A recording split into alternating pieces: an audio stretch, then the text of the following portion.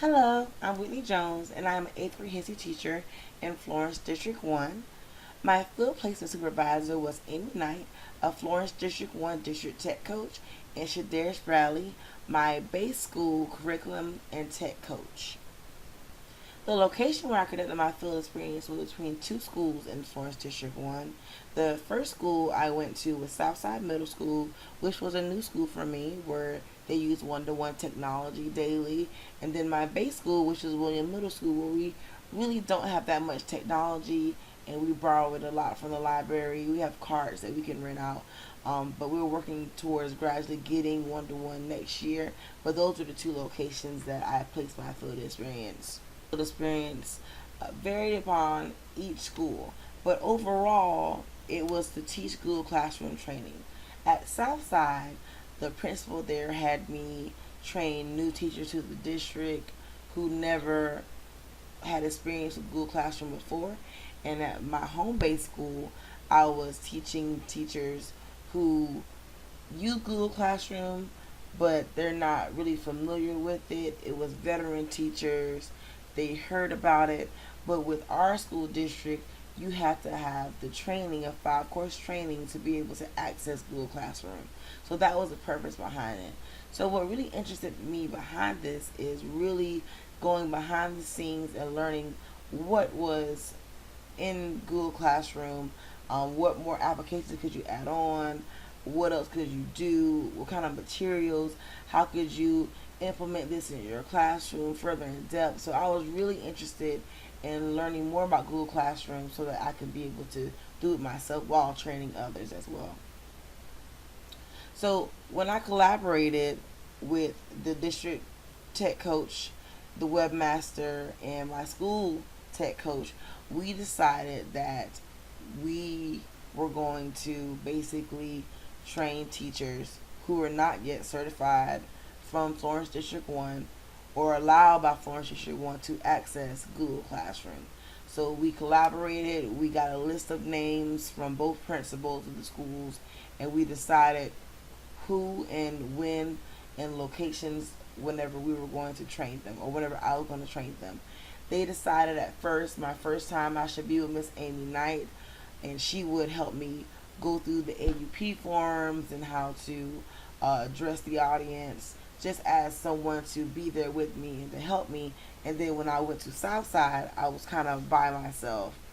So that was interesting, and I really appreciate those ladies who helped me collaborate and help me become myself. So the process behind this was me creating several PowerPoints that I could go through that were interactive that would help the teachers learn how to use Google Classroom training. I also created several screencasts for them to view at a later time.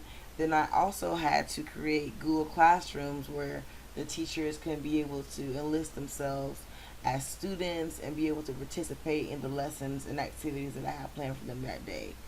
Um, did I need to do a needs assessments?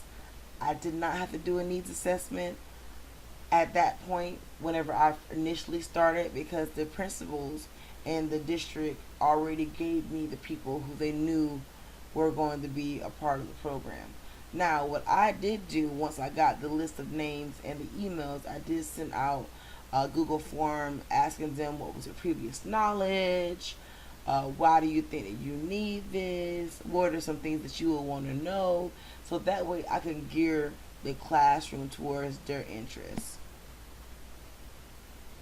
So basically, Google Forms, what I would do, I would have a daily sign in where the teachers will reflect on what they learned. And here's an example of one of the questions. It says, explain why you feel your knowledge is the current level above. And I asked them, did they feel good, they feel great, they feel okay, or they feel terrible?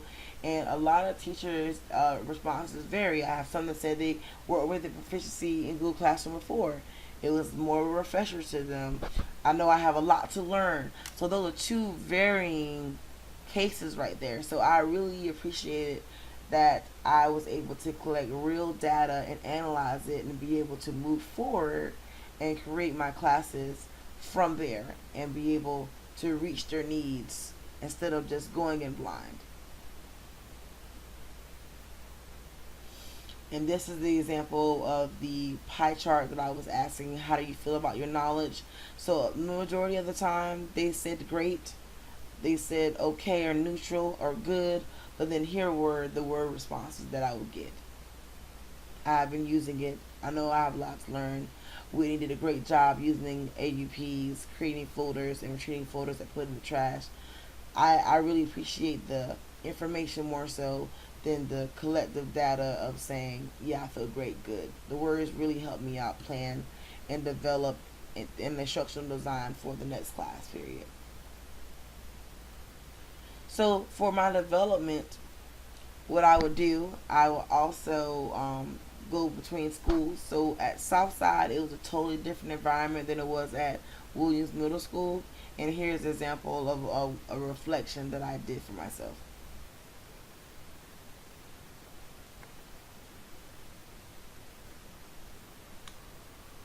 Hello, this is my second time recording about Google Classroom sessions. This is my first time hosting it at Southside Middle School. Last week I hosted it at Williams Middle for the Google Training Basics, and so this is my first time going to Southside doing Google Training Basics. So we're a little bit staggered. Bonus point though, with going to Southside Middle, they're more advanced because they're one to one. So with me teaching them, I'm able to learn some tricks as well that I can show and implement back in Williams Middle School whenever I teach them the next session as well. So I'm really excited about doing both of these schools and seeing the difference between the teachers who are not one to one and not really knowing about technology to teachers who work with technology daily with their students. So I'm excited.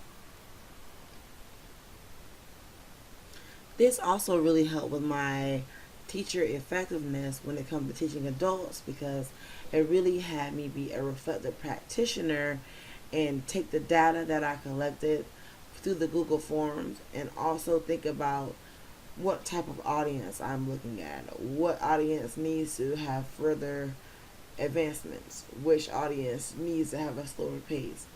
So that helped me out a lot with doing the reflection.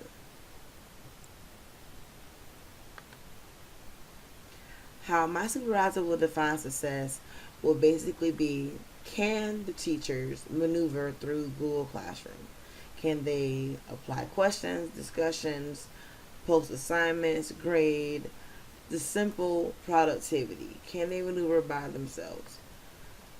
At Williams Middle, we basically had to make sure that the teachers had to understand all the facets of Google Classroom before being allowed access to it. At Florence District 1, you are not allowed to use Google Classroom until you fully undergo all 5 courses and understand the material that is taught within them. So for my evaluation strategies and data collection and see if I succeeded was through my Google sign-ins. Earlier, I showed you guys questions, and I'm showing the question once again, saying how do you feel about your knowledge at the current level above, and they recorded the responses. The pie chart always did good for letting me see at a glance how everyone felt, but the words are what really means a lot. That way, I can go back and talk to teachers and see if they need any assistance beyond just the classroom. Maybe I could come to their planning period and help them out as well. And just seeing that they understood it shows that I was successful in teaching that day. And so the data collection all around helps me evaluate strategies and build my design, and it also shows my successes and my failures.